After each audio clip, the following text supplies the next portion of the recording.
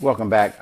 My name is Monty Henry, owner of DPL Surveillance Equipment, and the co-owner of the company, Carolyn Aranda, is currently a little bit under the weather, but she'll be joining us in the next session. I'm pretty sure she's going to be very excited to get back into the swing of it and to reconnect with all of you in the latest cyber-related news flash that we're going to be doing.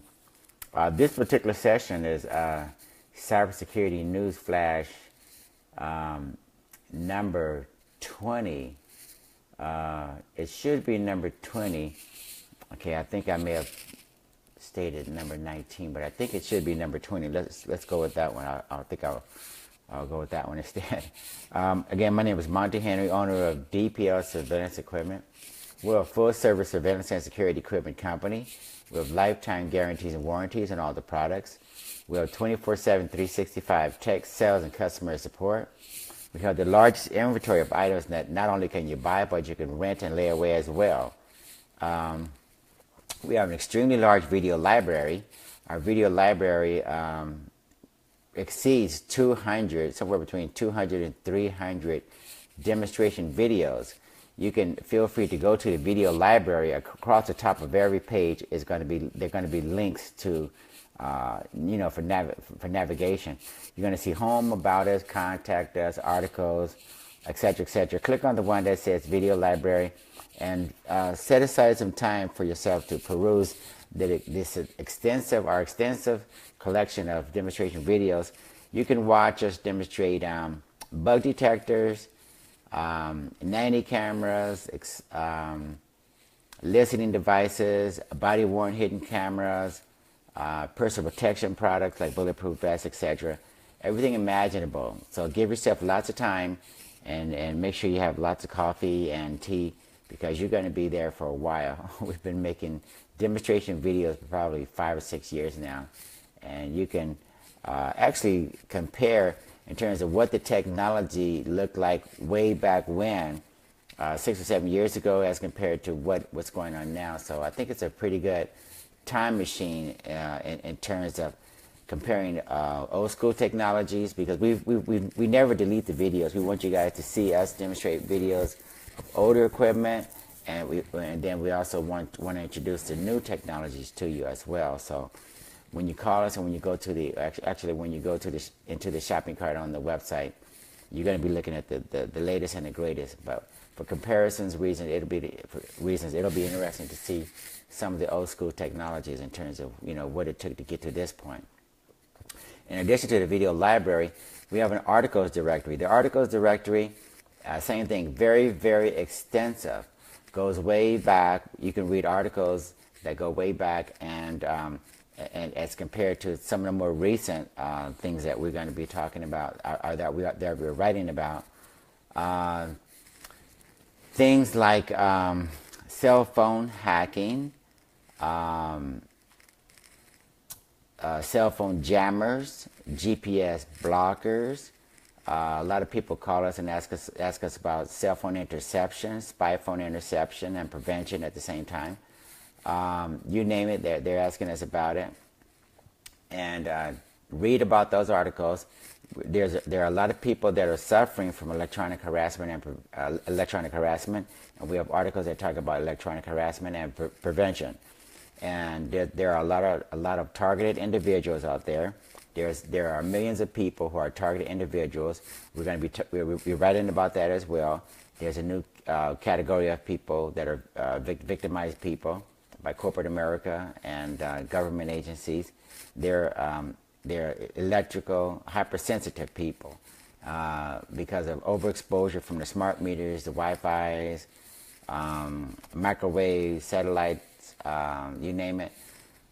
These people are very, very sensitive now, very sensitive to smells, lights, cell phone signals, you name it. So read about that, and if you're a victim of that, give us a call. But otherwise, if you want to learn about mitigating the effects of electronic harassment, and then at the same time, read the articles, go onto the website, take a look at the videos, and we're going to show you how to reduce and minimize the exposure to electromagnetic radiation, whether it's coming from your Wi-Fi or the fluorescent lights, the CFL lights that a lot of us were told to use, when in actuality, a lot of them are emitting mercury and such. So a lot of educational information on the website. So you're going to get a lot out of all that. If that weren't enough, take a look at the anti-terrorist related information and products as well. The anti-terrorist products include, but are not limited to, the X-ray baggage scanners, narcotic detectors, explosive detectors, and we've hardened our complete line of anti-terrorist products so that the hackers are not able to hack into our networked explosive detectors and X-ray baggage scanners and narcotic detectors, etc.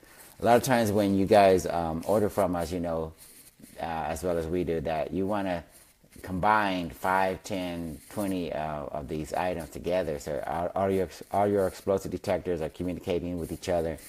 Same with the X-ray baggage scanners and narcotic detectors. You want to network them together, share information to protect, complete buildings, universities, airports, post offices, federal agencies, and et cetera, even military installations. A lot of times it's more cost effective to spread the units around and network them together so that they're communicating and you can control them, etc., from one central location. Speaking of upgrades and enhancements, one of the other enhancements that we've made to the narcotic detectors, there's certain things called fentanyl and carfentanil, very, very devastating opioids that are sweeping across America and places outside America as well. They're actually, just one second. Let me get some water here. Excuse me. Carfentanil and fentanyl, they're devastating a lot of American cities and the lives of a lot of citizens, again, inside the United States and outside the United States. And we've enhanced or updated the database and the firmware for the narcotic detector so that you can now detect these opioids. So whether you run a corrections facility, whether you're responsible for drugs that could quite possibly flow into colleges, universities, or prisons or something, make sure you get a hold of our narcotic detectors. Even if you're a Customs and Borders agent, make sure that you call us immediately and talk to us about narcotic detectors to detect these devastating opioids that are coming into the United States and in particular and other countries as well. So if you have a bid or a tender or whatever, and you need us to submit a bid or a tender to help you purchase these anti-terrorist products, give us a call immediately so we can work with you. Even if you want to be an agent or a distributor in order to do business, a lot of you know that the requirements in your particular countries require that you be an agent or a distributor with exclusivity in your country. That's no problem. Just give us a call, contact us immediately by phone, chat, email. It doesn't matter. If you have any need for any of these items, if you want to buy, rent, layaway, doesn't matter. If you want to use Bitcoin, that's fine. Give us a call, 888-344-3742. That's 888-344-3742. Okay, now this particular session is what we call our CyberSecurity Newsflash session. Today we're going to be covering, again, we're on CyberSecurity 20. Let me double check that. We should be all the way up to episode number 20 by now. And those of you who've been sharing this information with your friends, relatives, enemies, associates, we don't care who you share it with, as long as you share it with someone. So yeah, it looks like we're indeed all the way up to episode number 20. And we call this episode the Ultimate User's Guide to Online Privacy. Again, the Ultimate User's Guide to Online Privacy is what we call this one. So getting right into it. Here's how even non-techie people can start fighting back against Facebook, Google, and other internet snoops. You wouldn't walk naked through Times Square. Stop being naked online. Your laptop and that smartphone grafted to your hand are double agents. What you look at, where you go, and even what you say can be used to paint a portrait of you, leaving you as exposed as the day you were born. Much of Silicon Valley wants you to think the price of using the internet is letting them determine your life. This is the ultimate user's guide to fighting back. It starts with a golden rule. When the product is free, that means you are the product. Your privacy is the cost of a free social network.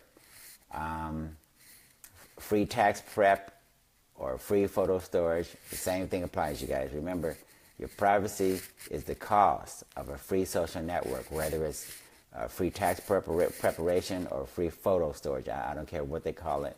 You are the product. Defending your privacy doesn't have to mean throwing away your phone, quitting Facebook, or wearing a tinfoil hat. It's about making informed choices on what you share with whom and blocking or even lying when you feel they want too much information. Start by dedicating an hour to work through this checklist, following the links, even if you only get through my quick fixes, and save my deeper dives, which I call the deeper dives, for later. You will be less exposed. Number one, share less. Why it matters.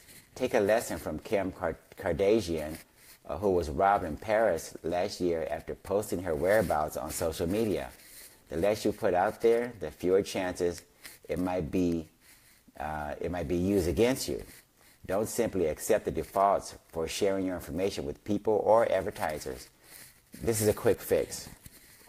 Besides posting less needlessly revealing information, you should locate Facebook and Google's privacy checkup tools.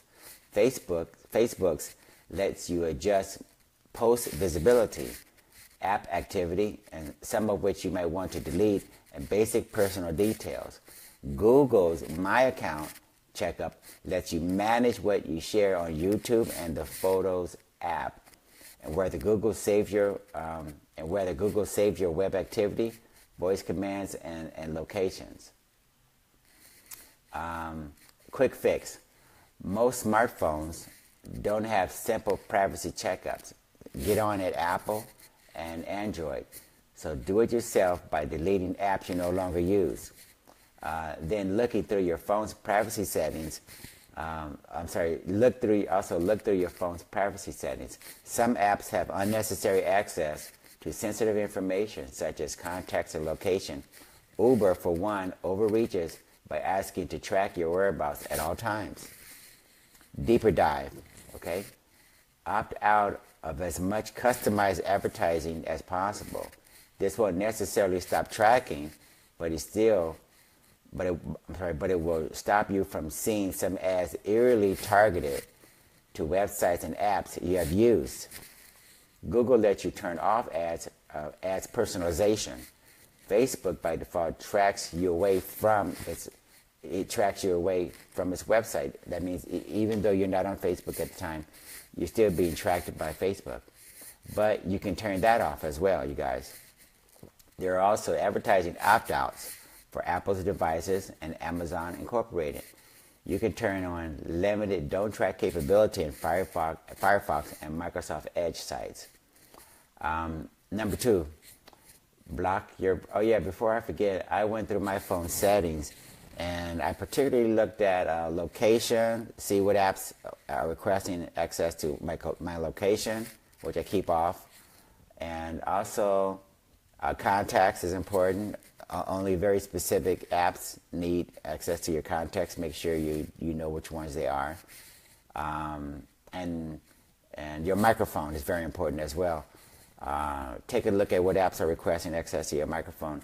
these are at least 3 that you want to be aware of. So I want to change mine immediately, because this is a refresher course for not only me and other experts, but for laymen as well. So don't hesitate to do an annual checkup. Let's move right along and see what else we can do here. Block your browser. Why it matters. Web browsers not only download your favorite cat videos and tech columns, but also invisible trackers. Trackers are common across many sites, including, trackers are common across many sites. Quick fix. Use a tracker blocking browser plugin. They look inside the code on web pages for known tracking or snoopy behavior. These aren't necessarily about blocking ads, just stopping tracking you didn't consent to. Just so you guys know, I like, what's it called again? It was called Blur, I think. Now they call it, Delete Me or something. Hello, we have Sachin Bataha who joined us. I use a company called, well, it was called Blur. I'll get the current name, or maybe Blur is the current name. I'll get the older name. So just so you know, let's see here. Okay, I use there's also a free one for Chrome and Firefox called Privacy Badger, built by the nonprofit Electronic Frontier Foundation.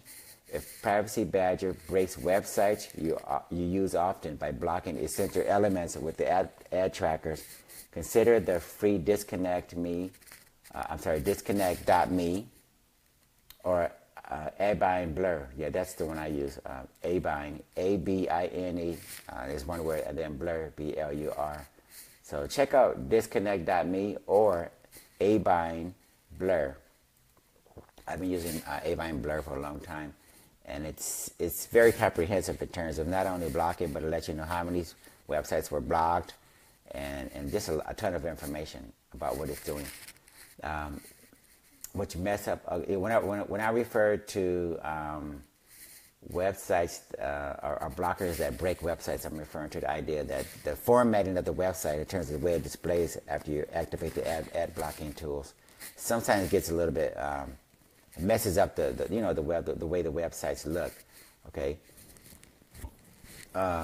So anyway, if any of these sites are messing up the websites, any of these ad blocking tools are messing up the websites you use, you may have to look at the premium or subscription versions. Number 3, ask to remove data. Why it matters.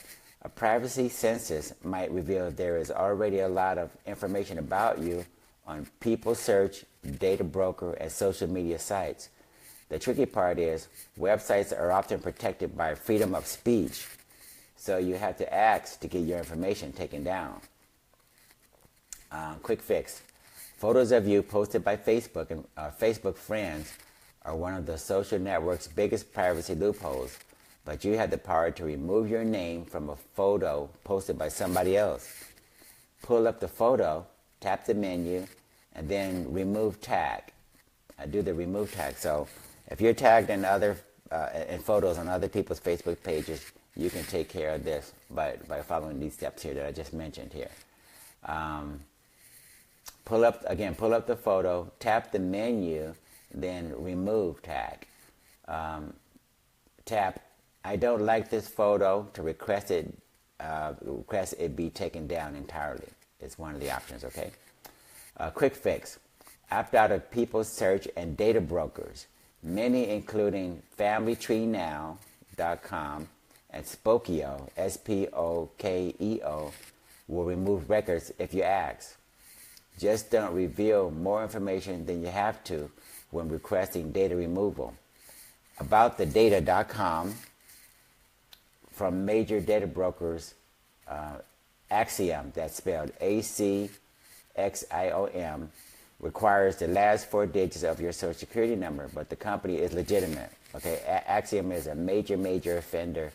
They're a data broker, and they sell tons of information to all sorts of advertisers and marketers. If any of these sites have incorrect data about you, don't correct it. This is one of the strategies. A lot of times, when you fill out your personal profile on these social networking sites, you don't really have to give your correct birth date or name or something like that. Try changing up or switching up some of the information every once in a while, so that not everyone knows that this is this is actually you, because the birth date is different, the address is different. Certain things are you want to switch it up.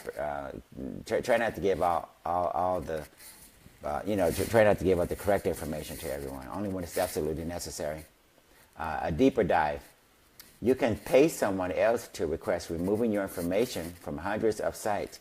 Subscription services like Abines, Delete Me, again, the company that I use, Abine, A-B-I-N-E.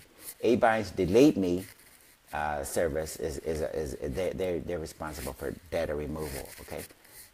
Abines Delete Me, and the newer Privacy Mate, that's Privacy Mate, one word. Your information can pop back up as public documents are released, so you may not want to cancel your service after the initial scrub. So again, try and maintain your relationship with these services that remove your information, because a lot of times information will pop back up again on the internet because of whatever reasons, and you want to make sure you do an annual scrub, like annual maintenance. Scrub the information off the internet on an ongoing basis, okay? Number 4, use pseudonyms. Why it matters. Many sites and services don't actually need your real name, birth date, or email address, so don't give it to them. A quick fix. Security pros, I know, list their birthdays as January 1st. I do this a lot too. Make an email address or two. Make an email address or two you use just for junky websites, or make up a pseudonym, particularly if you want to comment on politics and don't want to trace back to your employer. Many parents also use code names for their children in social media posts. Deeper dive. A paid service like Abine Blur, the one I use again, obscures your identity further by making up stand-in email addresses, phone numbers, and credit card numbers for shopping and other websites. It's pretty neat how Abine does this, by the way. When you put your credit card information and email address and certain things into a website, you can set this up so Abine actually swaps out your original credit card number, phone number, etc., with information that's made up ahead of time, so that you can substitute that and still make your purchases and do certain things online. So very ingenious. I highly recommend that service. This makes it harder for data companies or hackers to track you across services across the internet. Number 5, cloak yourself. Why it matters. Someone with access to your internet connection could spy on you. This is the quick fix. Your biggest risk is at a public Wi-Fi hotspot, like at the airport, where hackers might lurk. A virtual private network, otherwise known as a VPN, encrypts and reroutes all your laptop or phone traffic, making it harder for snoops. Many employers provide VPNs, so start there. Be careful with VPNs marketed to consumers. You have to trust them to protect your data and fend off hackers. Security and privacy advocates, I know, they're like F-Secure, F-Secure, Freedom Me. Freedom Me is one word, F-R-E-E-D-O-M-E, by F-Secure. The pricey but easy to use Viper VPN, that's V-Y-P-R, that's V-Y-P-R, V-Y-P-R VPN, or Viper VPN, made by Golden Frog and London Trust Media's Private Internet Access. Again, a company called London Trust Media has a service called VPN called Private Internet Access. These are VPNs. You may want to use a VPN at home. You may even want to use a VPN at home. The Federal Communications Commission raised ire recently by changing its rules to allow your internet service provider to track you and make money from the data, like Facebook. but I don't recommend using a VPN at home yet because it can slow down your connection and may not play well with streaming services like Netflix. Oh, excuse me. It's been a long day, you guys. Deeper dive.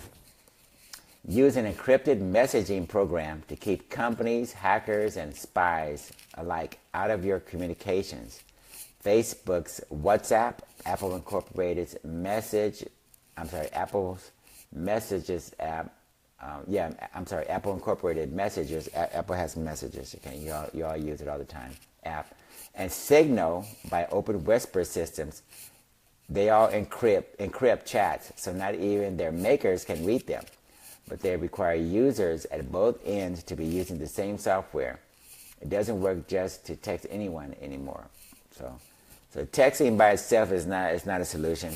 You need something like, again, WhatsApp, Messages, iMessage by Apple, or you need Signal by Open Whisper Systems. Okay, they actually encrypt the data, and again, as the article mentions, the providers of these services can't even see the data, can't even decrypt it. So no one can encrypt it. As a matter of fact, law enforcement inside the United States and outside the United States are trying to get these encrypted messaging apps to provide a backdoor to the government. So presently there is no backdoor, but you never know what could happen in the future. So start using these services as soon as possible and get as much out of them as possible before things change. How to protect your privacy as more apps harvest your data. In the real world, your personal life is a private space, but in tech, your personal data is a ripe resource for businesses to harvest in their own interests. That was the broad takeaway from last week's New York Times profile on Uber, the car summoning service.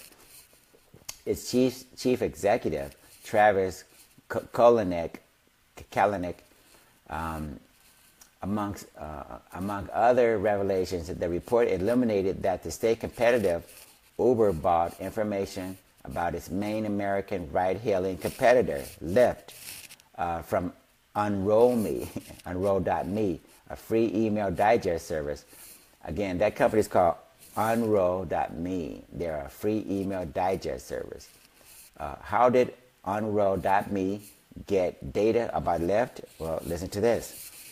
While people could use the service free of charge to unsubscribe from marketing emails, Unroll.me made money by scanning the contents of its users' inboxes and selling anonymized data, information that did not have individuals' names attached to it. In this case, emailed Lyft receipts. So again, Unroll.me, because Lyft was working with this company, Unroll.me actually had receipts from Lyft, and they were scanned and controlled by Unroll.me, and then Uber comes along and gets access, pays for that same information about this major competitor called Lyft. Including, in this case, emailed Lyft receipts to other companies, including marketers. Many consumers found Unroll.me's practices misleading. Okay. In addition, Uber was involved in some deception of its own. It participated in fingerprinting, a process in which iPhones were tagged with permanent identities that were detectable even after the Uber app was erased from the devices. The practice violated Apple's terms of service, which could have resulted in Uber's being banned from the App Store. Uber eventually revised the app to remove the fingerprinting code. When it comes to data collection, services like Unroll.me and Uber are small fry compared with internet giants like Google and Facebook, which have a wealth of information about people.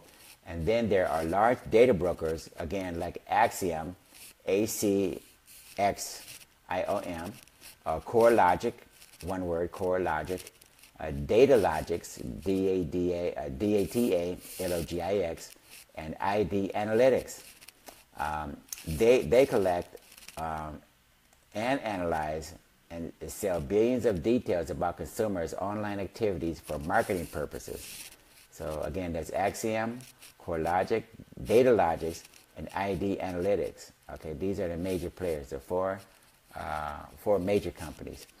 For consumers, giving up some data has become part of the trade-off of receiving compelling, personalized services.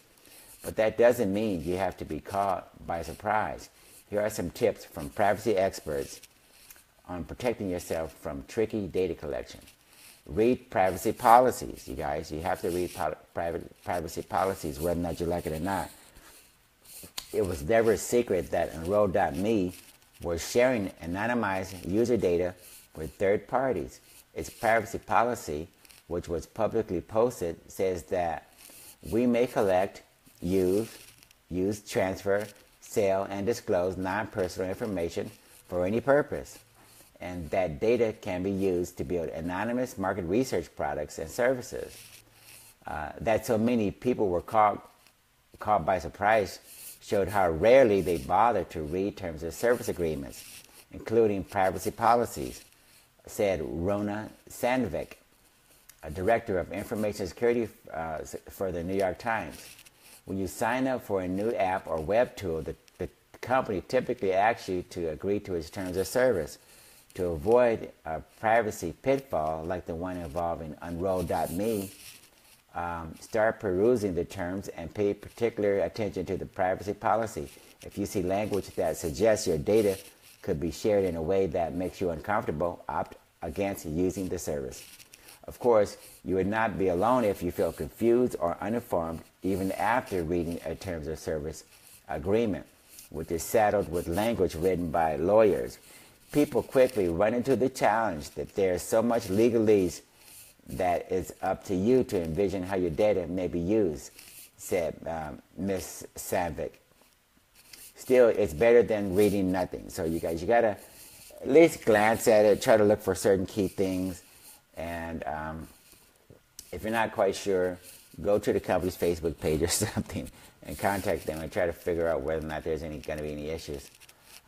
I actually did a blog and probably a video about this company called, the product is called Terms of Service Didn't Read. It's basically a browser plugin. Again, when you get a chance, Google Terms of Service Didn't Read. This is a browser plugin. It actually reviews terms of service for you. In other words, they're trying to accumulate a database of first of all, the largest well-known social media companies, different companies, e-commerce companies, etc. They're trying to accumulate a database whereby they review the terms of service for you and provide a very easy to read way of evaluating the terms of service. Basically, they're using just letters from A through D or something like that, I think it is, or A through F, and so A through E rather, so you can quickly see whether or not the terms of service is going to be a problem or not. I have read and agreed to the terms. It's the biggest lie on the web. We aim to fix that, says founder Hugo Roy. This is from the company. Terms of service didn't read. Okay, we are a user rights initiative to rate and label website terms and privacy policies, from very good, which is a class A, to very bad, which is a class E, as in Edward. Terms of service are often too long to read, but it's important to understand what's in them. Your rights online depend upon them. We hope that our ratings can help you get informed about your rights. Do not hesitate to click on a service below to have more details. You can also get the ratings directly in your browser by installing our website or web browser add-on. I actually installed this browser add-on, our plugin from the company. Terms of service didn't read, and it's very informative in terms of what you see when you go to some of the major e-commerce or social media sites. Very revealing. I suggest that you get it as soon as possible, and try and get an idea of whether or not key sites that you go to all the time are indeed violating your privacy. Okay, so moving right along. You can also research company business models. Rarely is a free product ever truly free, and a company's business model can provide insight into how your data may eventually be shared. Just 1 second here. Let me check something here. Okay. If you are using a product that does not charge an upfront fee or show any advertising, a for-profit company has to find a way to monetize your patronage. Okay? For many companies, the path to monetization is anonymized, aggregated user data. That means while your name will not be attached to the information, your age, gender, shopping activities, and location. Hi, Carolyn. Carolyn just joined us. Thanks for the thumbs up. Looks like Carolyn is up and about and actually giving us a thumbs up. Thanks again. So again, your age, gender, shopping activities, and location will all be rolled up with other users' data. Altogether, that becomes incredibly valuable information to many retailers looking for market research. This is the good news. There are some nonprofits with no ties to the advertising industry that offer tools to protect your privacy, said Li Tian, Tien, a lawyer at the Electronic Frontier Foundation, a digital rights group. For example, just so you guys will know, the Electronic Frontier Foundation is an advocate for rights and such on the internet. They're at the forefront of protecting our rights, representing us, letting us know, keeping businesses honest. And I suggest that you go to their Facebook page, follow them on Twitter, whatever. Subscribe to their YouTube videos. All these things are important as far as supporting the Electronic Frontier Foundation, because they really do a lot in terms of keeping these companies honest about what they're doing with their information and whether or not they're violating our rights, etc., on the internet. Okay. For example, his nonprofit Privacy Badger, which is a free ad blocker, okay, in hopes of getting people to become members and donate to the Electronic Frontier Foundation. Free open source tools like uBlock Origin, that's uBlock, one word, Origin, another ad blocker, and Signal, as I mentioned earlier, an encrypted messaging app, also lacks skin in the advertising game. In other words, these guys have nothing to do with collecting information for advertisers. So, again, this lawyer, Lian Tian, is a lawyer at the Electronic Freedom Foundation, a digital rights group. Okay. So take a look at the Privacy Badger by the EFF. That's what they're called, the Privacy Badger from the EFF, or Electronic Frontier Foundation. And at the same time, look at uBlock Origin, and take a look at Signal from Open Whisper System, I think it's called. Okay, moving right along. But if it's a for-profit business offering a free product, count on it monetizing your data somehow. So again, the for-profit businesses cannot afford to offer free products just for nothing at all. So they're going to collect your data, no doubt about it, and you're going to be the product, and they're going to be selling your information. Follow the money, Mr. Tian said. If you're not paying for it with money, you're paying for it with your data. So before subscribing to a free app or online tool, take a moment to do a web search for the company's business model. Okay? Moving right along. Audit your apps. It's worthwhile to periodically check your primary online accounts, like Facebook, Twitter, or Google, to see which apps are hooked into them. Chances are you have used these accounts to quickly sign up for a web tool or app. The ones you never use may still be leeching off your personal data, so you should disable them. So remember to go into, every once in a while, go into Google, go into Twitter, go into Facebook, take a look at which apps are using information from Facebook. And if you're no longer using those apps, if they're not absolutely critical and they're connected to Facebook, remove them immediately. Okay? On Facebook, go to the settings page and click on the apps tab to see which apps are connected to the account. On your Google's account page, you can find a similar apps list labeled Connected Apps and Sites. Again, on Google, it's called Connected Apps and Sites. On Twitter, go to the apps page under Settings and Privacy. Okay, Mrs. Sandvik recommended pruning apps that you don't recognize or have not used in the last 6 months. Once you have narrowed down the list, take a deeper dive on the ones that remain and read up on how they use your personal data. If their data sharing practices sound offensive, remove the apps. Do this audit at least once a year. The number of connected apps on your online accounts can pile up over time. On my neglected Facebook account, for example, I had 62 connected apps. So again, put this on a calendar, a reminder to every 6 to 12 months that you're going to prune out those apps that are connected to your social media accounts, so you have an idea who's using your information through your major social media accounts, Twitter, Facebook, Google, etc., etc. Opt out for good. This is how to get out for good, okay? Deleting your app from your phone or computer often isn't enough. You'll remove data from the device itself, but not from the company servers.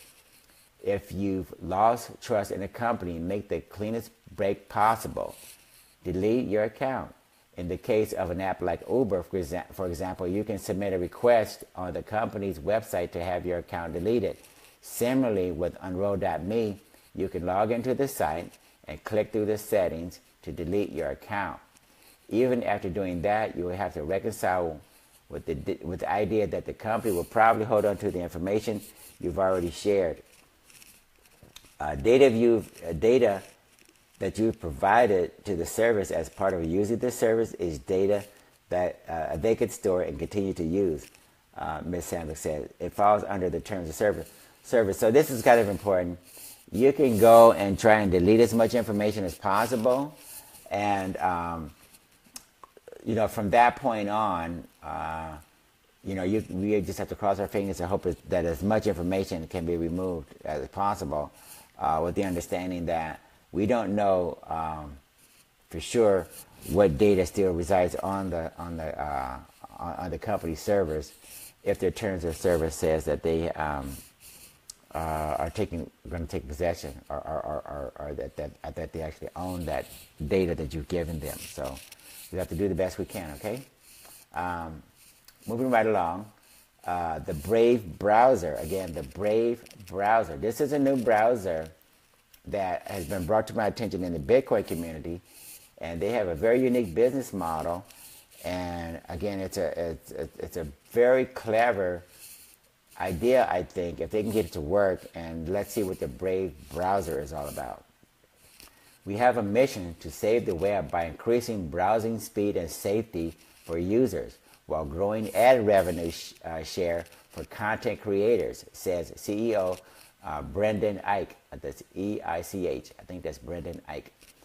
Brave proposes directing 15% of its ad revenue to a digital Bitcoin wallet for users, money they can either withdraw if they authorize with BitGo, B-I-T-G-O, or which would be redirected to support the websites they visit most often. I think BitGo and Coinbase are two options, you guys. He's not the first to suggest people should be compensated for the increasingly lucrative use of their personal data. Publicist Group SA CEO Maurice Levy suggested the same thing at an event in Toronto recently. So the other company is called Publicist Group SA. That's Publicist, P-U-B-L-I-C-I-S, and then Group with an E. I think when typically when it's overseas in Europe or something, they put an E at the end on Group, for instance, SA. Okay. The data should be yours, Mr. Ike said. The model today has all these mysterious third parties running around. Somebody used a metaphor. If you went to the grocery store and someone who put a flyer in your windshield followed you home. So, this is kind of intrusive. If somebody just puts a flyer in your windshield, they shouldn't be entitled to follow you home. But this is basically what's happening in the advertising and marketing areas on the internet. People track you and trace you all over the internet just because you looked at a pair of socks or something.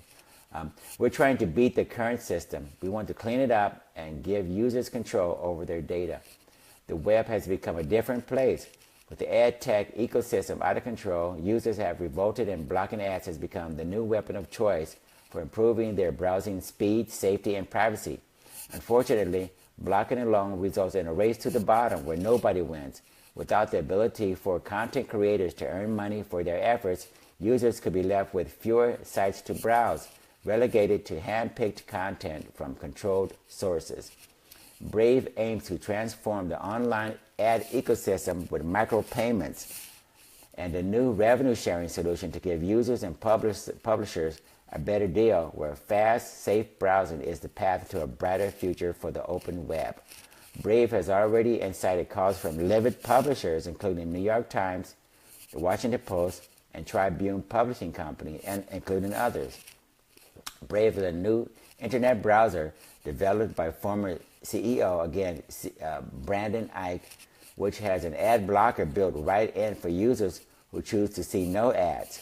Currently in beta and planning its wider release in August, Brave is jumping into the already heated debate around ad blocking, but it's not Brave's ad blocker that's getting the most attention.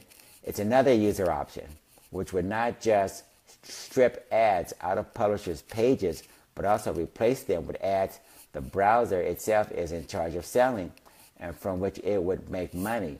Brave is essentially blurring the lines between a web browser and an ad network. It proposes sharing 55% of that revenue with publishers, but many are not buying it. So again, just so you guys will know, this is kind of controversial, and it's really a very different approach.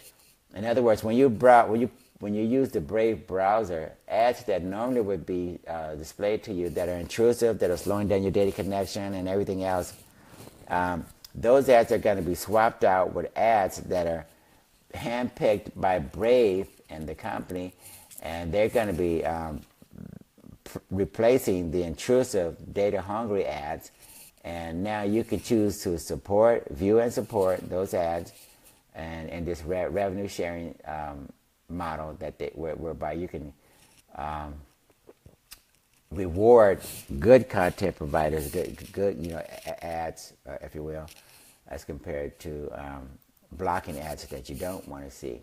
So you incentivize good publishers that are advertisers, and so we can still have content, we can still have publishers making money and advertisers making money, while at the same time discouraging those who are going to be intrusive, take over our phones, track us all over the internet, and slow down our connection so we spend more money on data while the intrusive ads loads as compared to the less intrusive ads provided by Brave. Your plan to use our content to sell your advertising is indistinguishable from a plan to steal our content to publish on your own website. Members of the Newspaper Association of America wrote in a letter last week threatening legal action.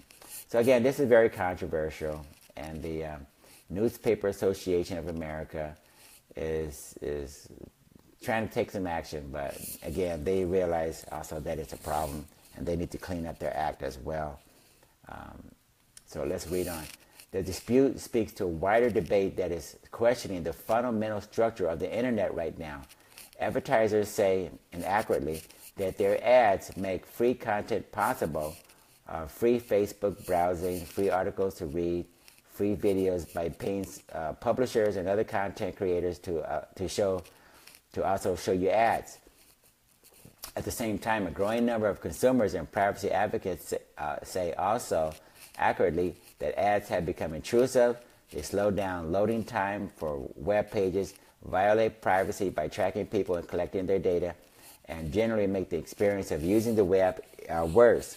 One maker of an ad blocker has calculated that heavy ads, which eat up mobile data as they load, could be costing iPhone users in the United States as much as $8.3 billion US in excess data charges each year.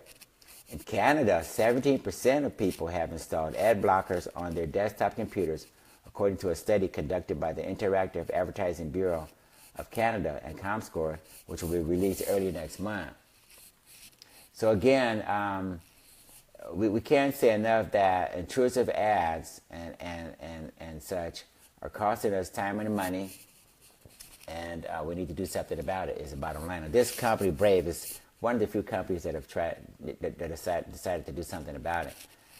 Mr. Ike says that for users who do turn on its replacement ads, the browser will only deliver lighter ads, L-I-G-H-T-E-R, lighter ads that don't slow pages down and won't overload pages with the same kind of tags. Essentially, the mechanics, these tags are essentially the mechanics of a web page that are needed to make computerized or programmatic ad buying work. He also says that while Brave will track users' behavior online and will gather information about them that will be used to target ads to them, their personal data will be anonymized and won't be kept on Brave servers. But by forcibly taking over websites' ad space, critics say Brave is violating publishers' intellectual property. Brave argues that the 55% of revenues it proposes sharing with publishers is a better deal than they often get in the current digital ad ecosystem, where ads are sold by computerized systems and go through a number of middlemen. And I also have to say that the current system is so severely flawed. Facebook's own metrics and a number of companies are actually trying to get Facebook and a number of other companies serving these ads on behalf of their clients. Facebook is actually giving out refunds because a lot of the metrics are totally inaccurate.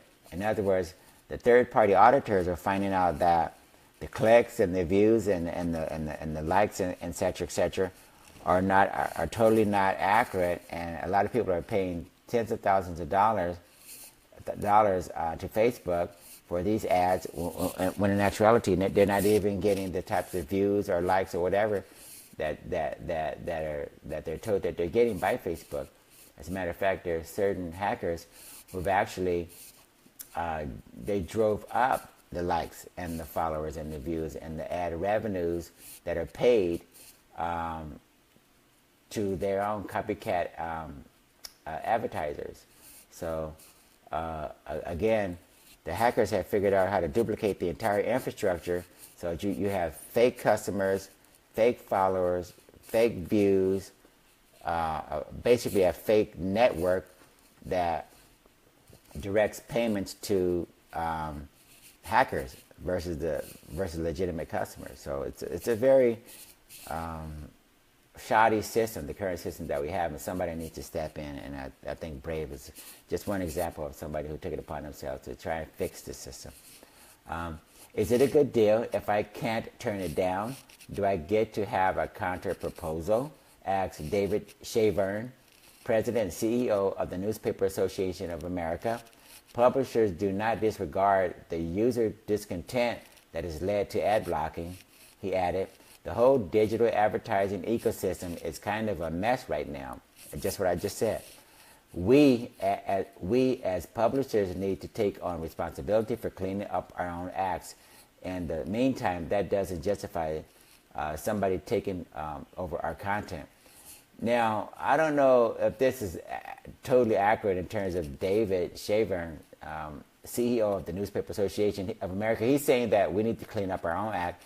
I think we need to get the government, some federal agencies, the FTC, really should take a look at why so many companies like mine and maybe yours are paying so much money for advertising, when in actuality we're not getting anything, any real benefit for our money. In other words, if the metrics are misleading and there's a lot of shoddiness going on as far as how clicks and pages are viewed and all of these things, then we need some regulation that's going to penalize and quite possibly jail people for ad fraud. That's my opinion. Okay, moving right along. It's another form of theft and extortion, said Sonia Carino, president of IAB Canada. Globally, the IAB has been working with publishers and advertisers to create lighter, less cumbersome advertising and to address users' concerns. Late last year, it released Lean Principles that propose a standard for ads that don't eat up data or slow down web pages, that are non-intrusive, and that give people the option to opt out of being tracked. The organization is working with publishers on signing a charter to that effect.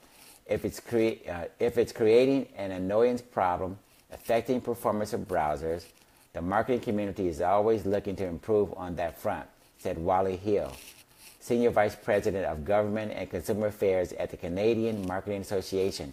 I know that marketers are looking at doing that as we speak and are conscious of that.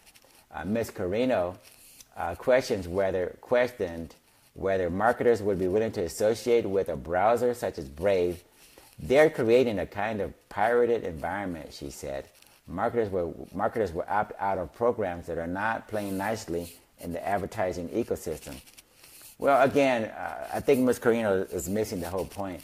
The system right now is broken. The advertising network model is completely broken, and there's no reason why companies like mine and yours possibly should be paying the types of money that we're paying and not getting the type of results that we're getting. So obviously, we're being sold a bill of goods, and we need to get some companies that do things a little bit differently, and we need to get some government regulation involved here. Some class action lawsuits or something needs to be filed against the Facebooks and the Twitters and those guys.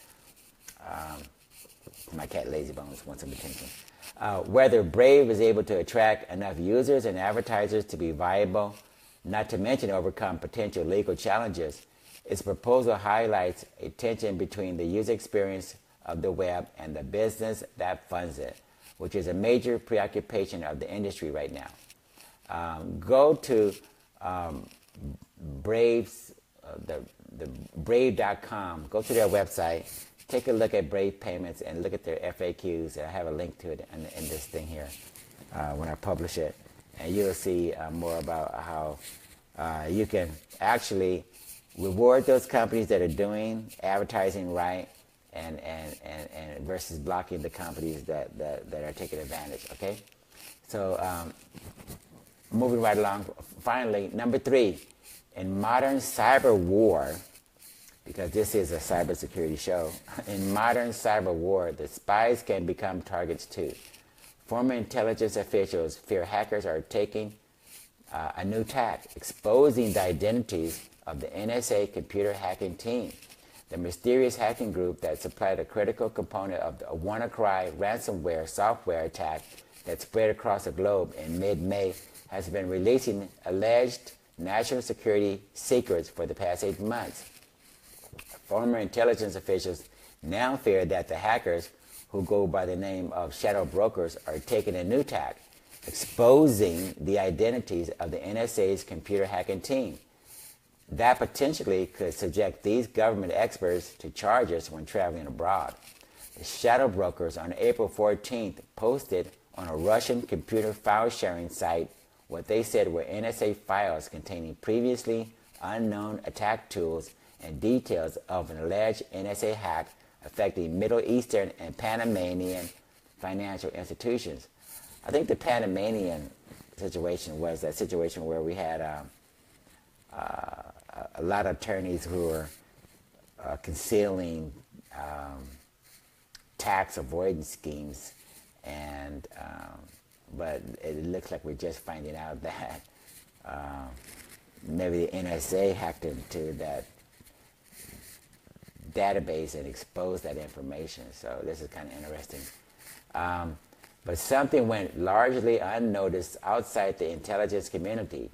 buried in the file's metadata, which is a hidden area that typically lists a file's creators and editors, were 4 names.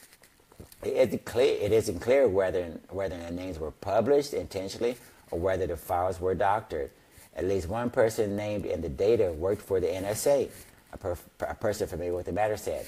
Additionally, the hacking group in April sent several public tweets that seemingly threatened to expose the activities of a 5th person, former NSA employee Jake Williams, who had written a blog post speculating the group has ties to Russia. The U.S. government hasn't commented on the authenticity of the shadow brokers' releases.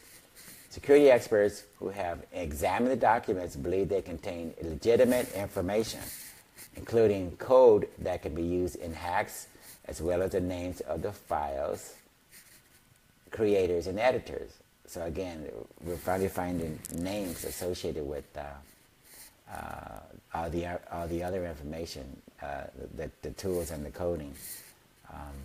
An NSA spokesman declined to say whether the names, documents, and tools released by the shadow brokers came from the agency. For people who work in the intelligence community, having their identities or the work they have done outed is a significant concern, said Robert M. Lee, chief executive of cybersecurity firm Dragos, D-R-A-G-O-S Incorporated, and he's a former member of the intelligence community. Because nation-state hackers might run afoul of other countries' laws while discharging their duties overseas, they could, if identified, face charges when outside their country. So to keep their own people safe, governments for decades have abided by a gentleman's agreement that allows government-backed hackers to operate in anonymity, former intelligence officials say. The shadow brokers made this personal, Mr. Lee said. He believes the group left names in the metadata either because the group doesn't care about redacting sensitive information or because they wanted the names public. Attempts to contact the shadow brokers weren't successful. I'm not surprised.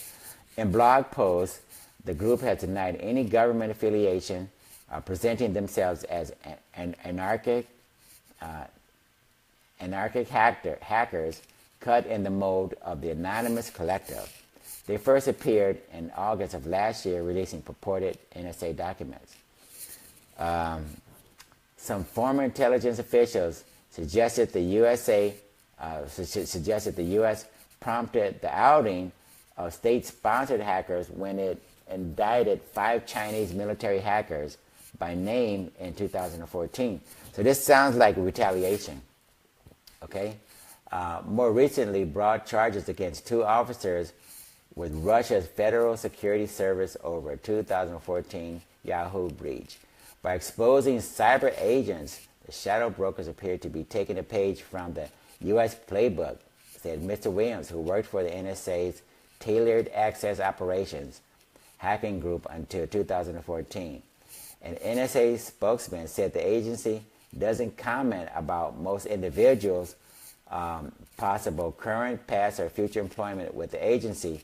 We fired first, Mr. Williams said, referring to the U.S. charging the alleged Chinese hackers by name. This is us taking flack.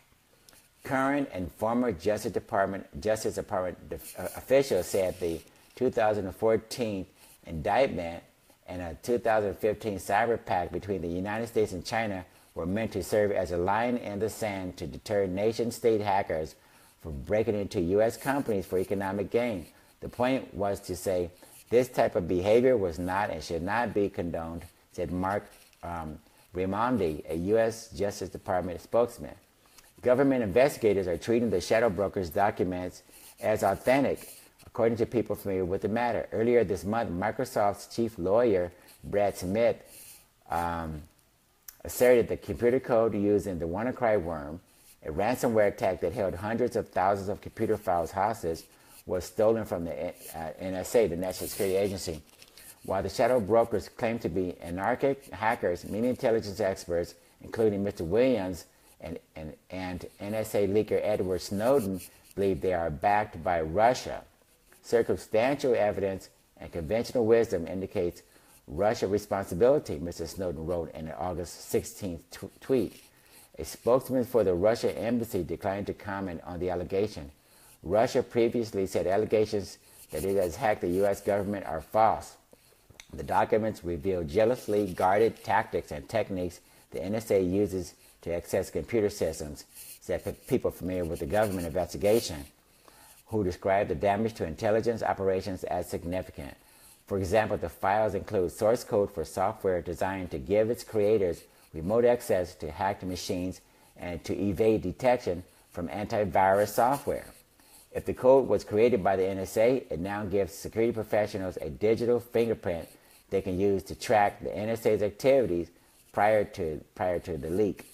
That could prove disruptive to NSA activities, forcing the agency to consider pulling its software from others' networks and taking other steps to erase its tracks. And while the information could help companies determine whether they have been hacked by the NSA, it could also be used to create more malicious software.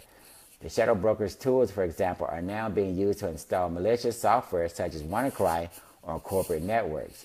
Mr. Williams initially thought the shadow brokers had access only to a limited set of NSA tools. His assessment changed after 3 tweets directed at him April 9th included terms suggesting the group had a lot of operational data, or at least operational insight into his work at the NSA, he said. The tweets, which are public, are cryptic. They expressed displeasure over an article Mr. Williams wrote attempting to link the shadow brokers to Russia. They also mentioned apparent software code names, including odd job and Windows bits persistence.